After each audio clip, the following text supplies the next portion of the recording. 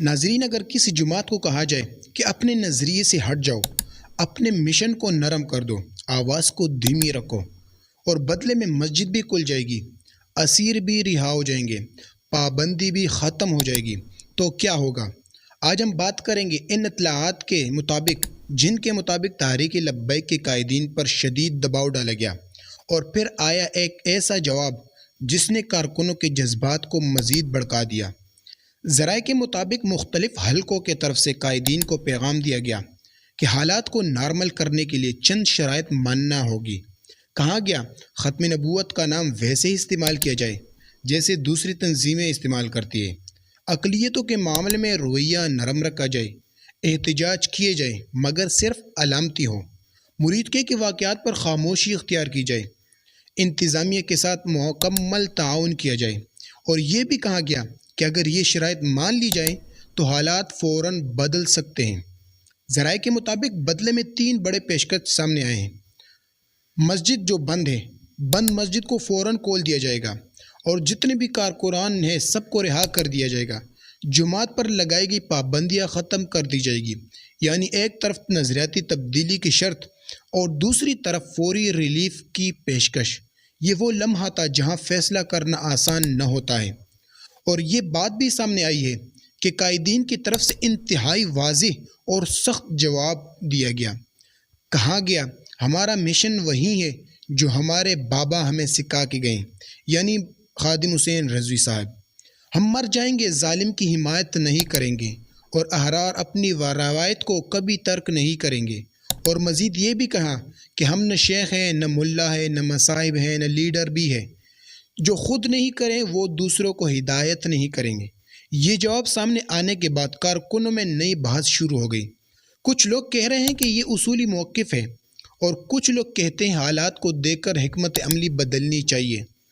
اسی دوران ایک بڑی قانونی خبر یہ بھی سامنے آئی ہے۔ اطلاعات کے مطابق جماعت کے وکلاء نے عدالت میں باقاعدہ درخواست دائر کر دی ہے۔ درخواست میں مطالبہ کیا گیا گرفتار افراد کو فوراً عدالت میں پیش کیا جائے، قانون حقوق فراہم کیے جائیں، مسجد رحمت اللہ عالمین کے معاملے میں جلد سماعت کی جائے۔ اب نظر عدالت کے فیصلے پر لگی ہوئی ہے۔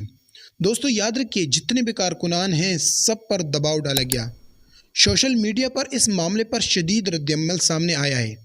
کچھ لوگ کہہ رہے ہیں اصول پر قائم رہنا ہی اصل کامیابی ہے، جبکہ کچھ کی رائے ہے اگر مسجد کھل سکتی ہے اور لوگ رہا ہو سکتے ہیں تو مذاکرات بھی ہونی چاہیے۔ یہ بحث ابھی جاری ہے، اور آنے والے دنوں میں صورتحال مزید واضح ہوگا۔ ناظرین، سیاست، نظریہ اور اصول، یہ تینوں جب آپس میں ٹکراتے ہیں تو فیصلے تاریخ لکھتے ہیں۔ اب سوال آپ سے ہے، کیا اصول پر ڈٹے رہنا درست ہے، یا حالات کے مطابق حکمت عملی بدلنی چاہیے؟